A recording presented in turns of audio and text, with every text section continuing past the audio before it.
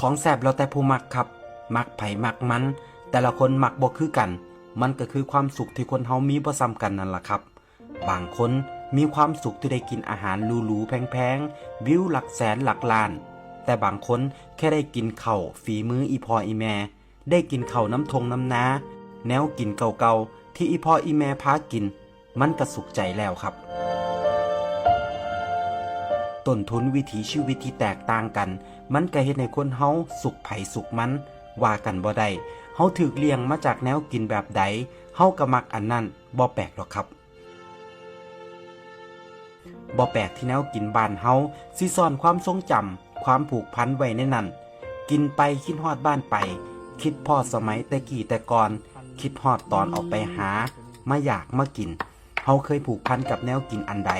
ไปอยู่ไกลบ่ได้กินคือเก่าเฮาก็อยากหวนคืนกลับมากินมันอีกแนวกินหลายอย่างมันกลายเป็นภาพแทนของไทยบ้านเฮาเลยก็ว่าได้ครับแค่เห็นข้าวเหนียวส้มตำลาบก้อยข้างทางหรือแนวกินอีสานบ้านเฮาอยู่ต่างถิ่นเฮาก็คิดฮอดบ้านแล้วแต่เชื่อบ่ครับมันบ่แซ่บสำกับมากินน้ำครอบครัวเฮาบ่เคยบอกว่าแนวกินบ้านเฮาดีกว่าไทยอื่นแค่อยากบอกว่าสำหรับเฮาแล้วแนวกินฝีมืออีพ่ออีแม่แซ่บที่สุดสำหรับเฮาเท่านั้นแม้ว่ามันอาจบ่ได้แซ่บสำหรับคนอื่นก็ตามครับ